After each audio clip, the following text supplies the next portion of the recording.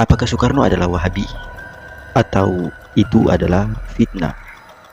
Kali ini saya akan mengkritisi pembahasan ini. Silakan duduk santai untuk menikmati video ini.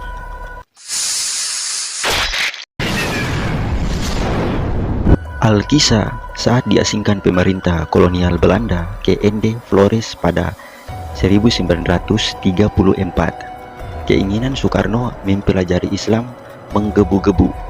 Bukan kebetulan saat itu di Timur Tengah sedang terjadi sejenis revitalisasi pemikiran Islam. Nilai-nilai lama dipertanyakan baik oleh para modernis di Turki, Mesir, dan Iran maupun oleh kaum Puritan di Arab Saudi. Soekarno kemudian ingat kawan lamanya yang ia jumpai di percetakan di Bandung, A. Hasan, yang merupakan pendiri Persis. Meski Persis bukanlah bagian dari gerakan Wahabi, Bung Karno terekam pernah meminta dikirimi satu buku tertentu oleh A. Hasan dalam suratnya tertanggal 12 Juli 1936. Bung Karno menyebut buku itu adalah biografi 300 halaman dalam bahasa Inggris soal kehidupan Abdul Aziz bin Abdurrahman bin Saud alias Ibnu Saud, sang pendiri kerajaan Saudi. Bung Karno meminta buku itu untuk diterjemahkan dalam bahasa Indonesia. Salah satu alasannya untuk membantu perekonomian keluarga. Namun ada juga alasan lain. Bagi saya buku ini bukan satu ikhtiar ekonomi, tetapi adalah pula satu pengakuan, satu convention.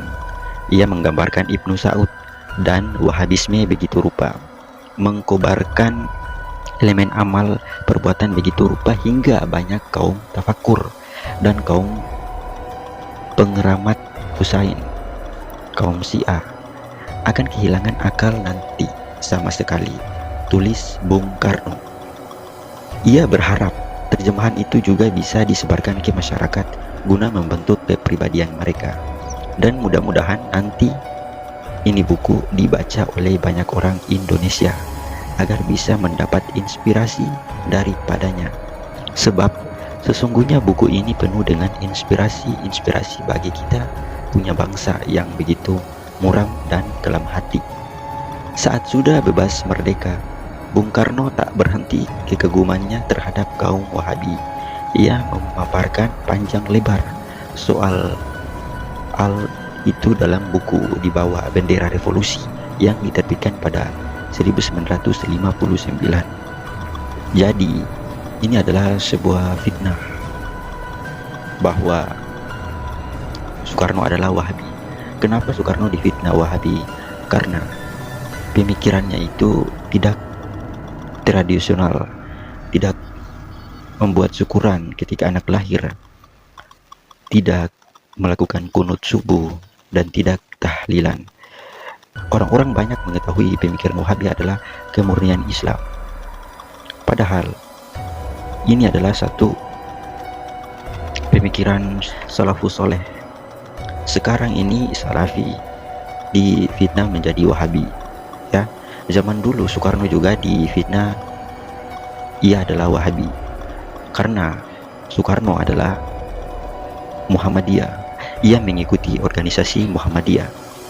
Jadi fitnah ini akan terus berkembang ketika orang-orang tidak membuat sesajian kepada penunggu sungai, jembatan, tidak meminta kepada kuburan, ya, mereka akan disebut Wahabi. Logikanya seperti ini. Kenapa kalian meminta kepada kuburan? Ya, tawasul boleh, tapi jangan menyimpang, jangan geser ke hal-hal yang lain. Ya, bertawasul dengan menggunakan nama orang-orang soleh seperti Nabi Muhammad itu boleh, tapi bukan berarti kalian ke kuburan lalu meminta kepada orang-orang yang dianggap soleh atau orang-orang yang dianggap wali. Ini tidak boleh. Ya, dulu Soekarno juga difitnah Wahabi. Sekarang negara Saudi Arabia dijuluki Wahabi, Mekah Madinah dijuluki Wahabi. ya, karena mereka terlalu keras dalam beragama, banyak larangan. Larangan itu juga diikuti oleh peraturan Islam. Mereka mengikuti sunnah Rasul, Al-Quran, hadis, dan para sahabat. Bukan berarti ketika Nabi Muhammad masih hidup kalian akan mengatakan Nabi Muhammad Wahabi, ya. Logikanya seperti itu. Coba kalian berpikir kritis agar tidak bodoh dan sesat. Di sini saya tidak membela satu aliran manapun, tapi saya mengajak kalian untuk berpikir kritis agar berpikir jernih, tahu mana yang difitnah, mana yang diadu domba, ya.